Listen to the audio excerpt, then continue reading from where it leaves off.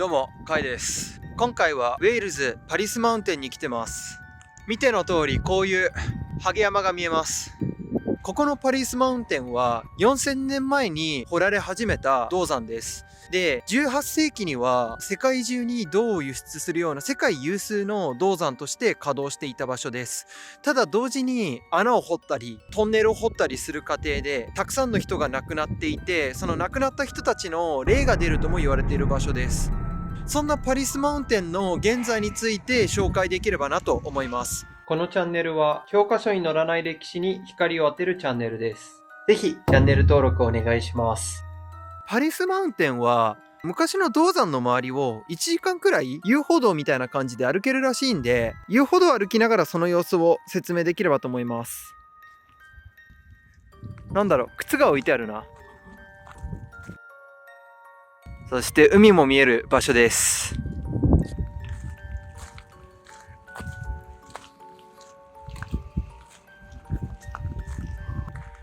危険なんで自己責任で入ってって書いてありますね。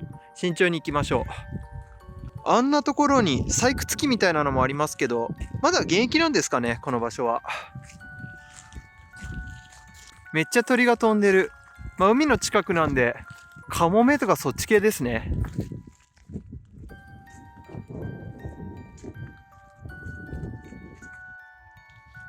水が溜まってるのはこれ昔掘った穴に水が溜まってる感じかな。やっぱ鉱山だけあって色肌もピンクだったりとかグレーだったりとか、ちょっと異様な感じがしますね。パリスマウンテンは4000年前から採掘されていたものの、大きく栄えたのは1768年にローランド・ピューという鉱夫が大きな銅の鉱物を発見したことがきっかけでした。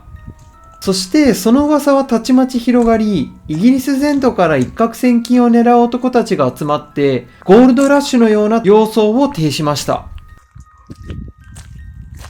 なんかあそこに塔あるんであっちまで行きましょうか。あとこの奥ですね、こっちかなにはウェールズ北部の山岳地帯スノードニアも見えますね。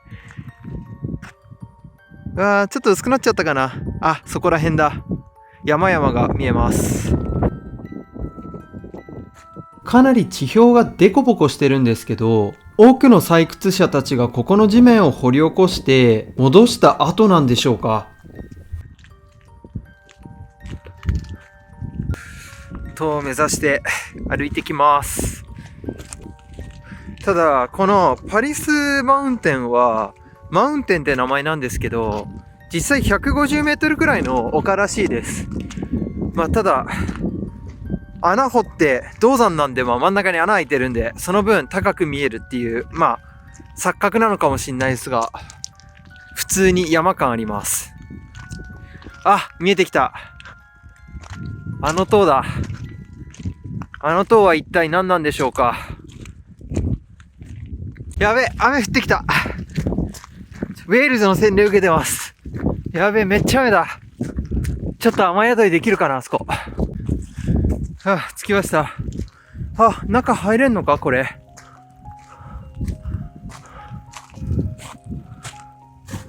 なんだこれ。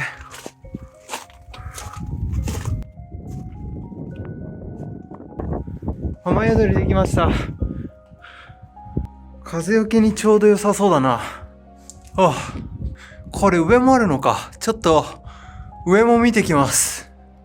ちょっとここ入ろう。やべ、これ危ねえな。綺麗。ちゃんとウェールズ語でも書いてますね。簡単にまとめると、今銅山の上歩いてますけど、下に坑道みたいなのがたくさん掘ってあるらしいです。合計で20キロもあんのか。この銅山の山頂に立っている風車は、銅山の穴に溜まった水を汲み上げるため、1878年に建てられました。風で風車を回していたほか、風がない時には蒸気機関で回していました。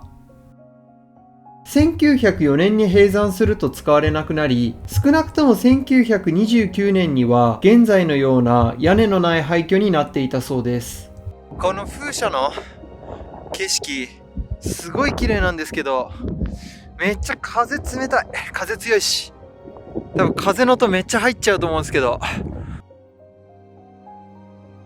次は本体の銅山見ましょうか。銅山こちらです。これですね。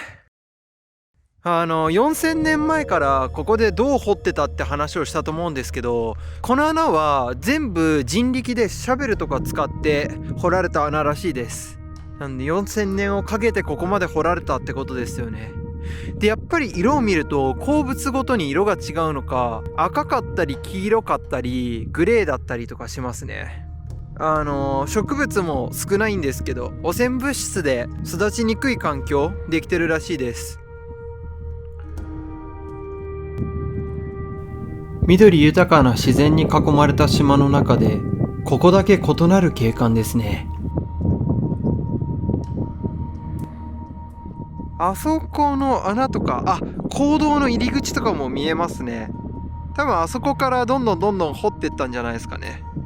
坑道の中はこんな感じで、不定期で見学する機会があるようです。タイミング逃したのが悔やまれます。にしてもここまで掘んのすごいな。あそこの岩の切れ目とかもう鉱物なかったのかな。あと真ん中にもこの岩とかが残ってますけど、どういう風に掘り進めたかっていうのも気になります。ようやく本格的に晴れました。銅山がより綺麗に見えるところに行ってみましょう。荒涼とした場所ですが、道は歩きやすいです。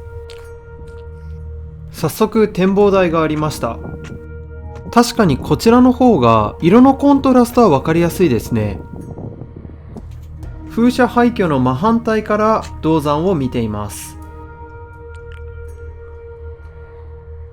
また最後にこの銅山の未来ですが、アングルシーマイニングという会社が地中深くに眠る鉱物の採掘を計画しているそうです。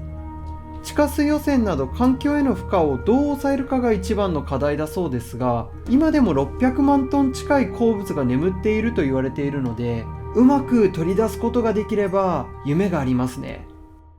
今回はウェールズパリスマウンテンを紹介しました。心霊スポット感は薄めでしたが、荒涼とした風景が広がっていたり、廃墟の風車に入れたりと、異世界観を感じることができる場所でした。次回もアングルシー島近辺のスポットを紹介します。今回はここまで。それではチャオ。